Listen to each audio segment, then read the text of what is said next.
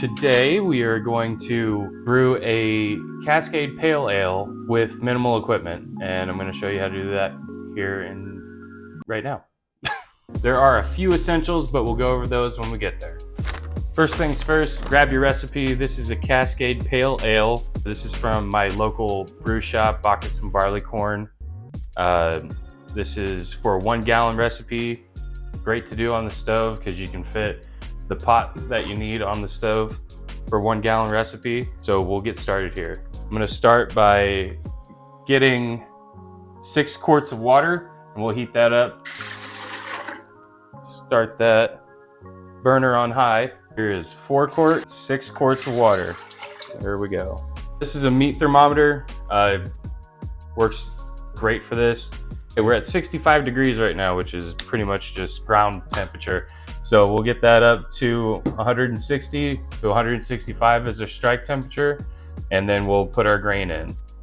While that's heating up, we'll go ahead and put the grain into our grain bag. This is one essential that you'll need. Probably don't need one this big, but the grain bag really helps to contain all your grains. And it kind of makes it like making tea. You just put your grain in the bag, okay? And then you put the bag in the kettle. Drape it over a large bowl, such as this one, so it'd catch all the dust and particulates. Just go ahead and put your grain in the bag. So that's ready to go there. And it's our little tea bag. Put that off to the side. And I'm going to go ahead and get my hops measured out here. We're doing 0.15 ounces of Cascade every 15 minutes. So we're doing a 60-minute boil. So 0.15 ounces 4 times throughout the boil. So kitchen scale is pretty important here too. 4 additions of Cascade hops, 0.15 ounces each. All right, so checking our temperature here. I've way overshot the strike temp. We're sitting at 174 degrees. So I'll just turn off the burner and let it cool down a little.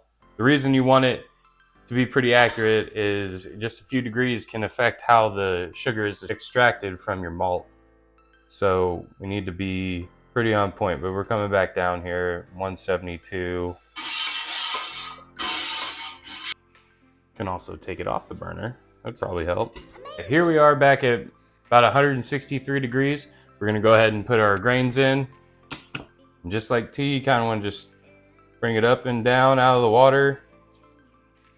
Get everything saturated. There we go. We do have some grain dust that we don't want to let go to waste. So we'll just dump that in there. Check our temperature again.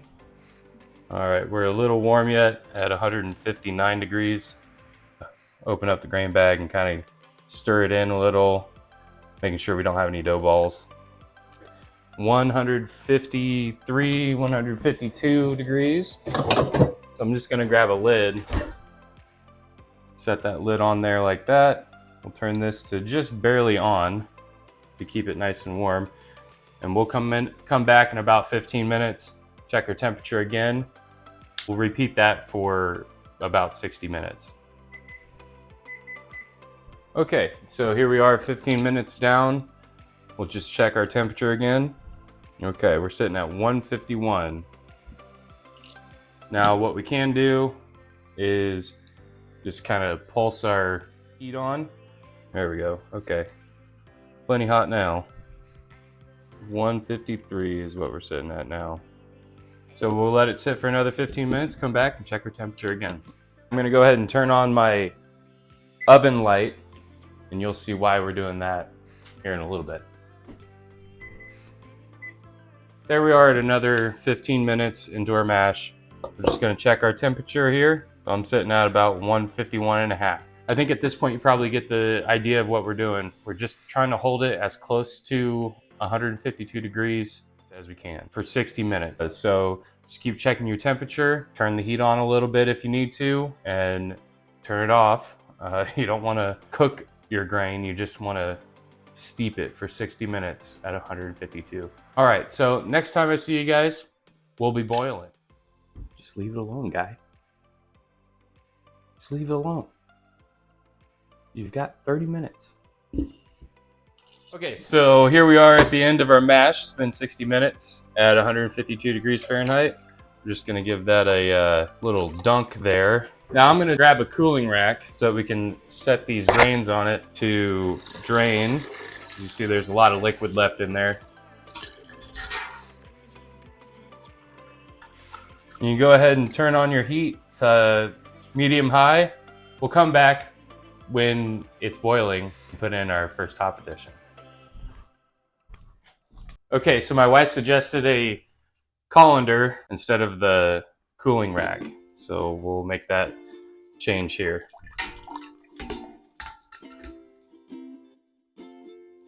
Perfect. Yeah, that is a lot better. Thank you.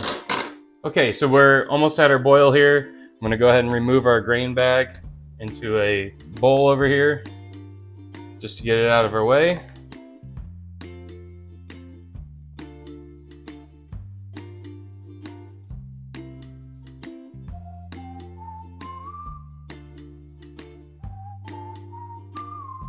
Here is our 30-minute addition, and then we'll set that timer again, come back in 15 minutes, do another one, and then another one.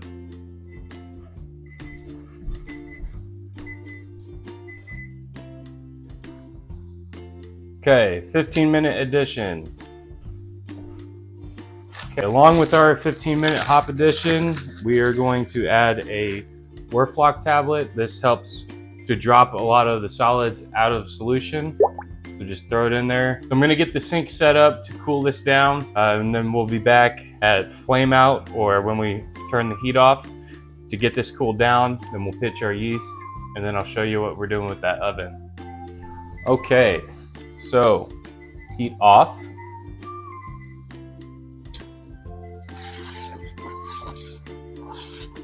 Stir it down a little. Chuck our last set of hops in there.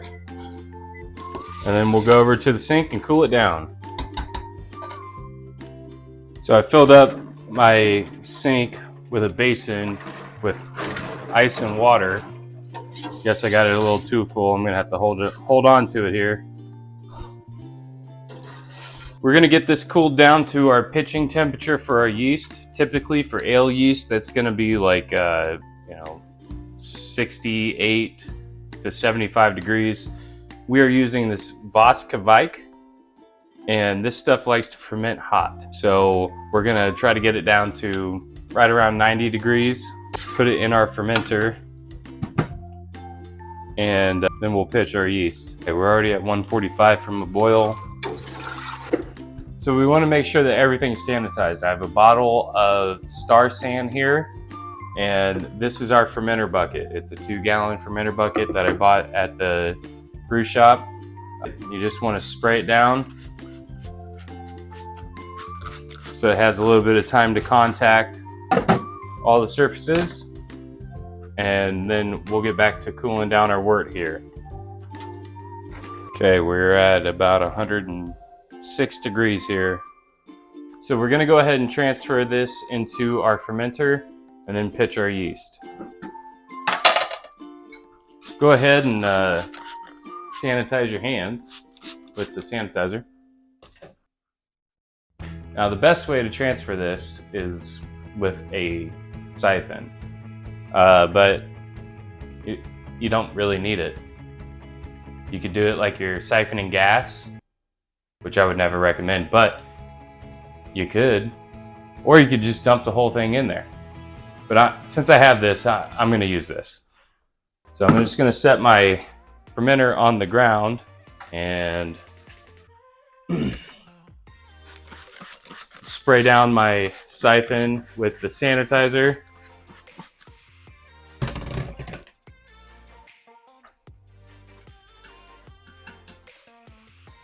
You'll get a lot of debris in there the first pump. That's all right. There we go. And then we'll just transfer. Okay, once that's all transferred, I'm gonna take another temperature reading in the fermenter. All right, 95 degrees on the dot. Fantastic. All right, we'll go ahead and sanitize our scissors and our yeast packet. Go ahead and hit your yeast. Just put the whole thing in. That's fine. Put our lid on. This is another essential part of this whole thing is your airlock. They come in different styles, but same principle. They keep air out. You just fill it up with some sanitizer up to the fill line. Put the cap on. Sanitize your hole. Sanitize your airlock. Pop it in there. Okay. So since Voskevike likes to ferment hot, and when it's hot, it ferments fast, we're going to put it in the oven with the oven light on. Almost. There we go. And we'll let that ferment for a couple of days. 90 degrees, it shouldn't take too long. And then we'll come back, bottle it, and then have a sample. Black windows once you go down. You must be crazy if you think that I'ma slow down. Don't wanna hear it talking shit from the drama. Keep it coming, I'ma send you to your mama. Mr. Whip, whip, whip, get the guns out. Dropping bodies in the place till the sun's out.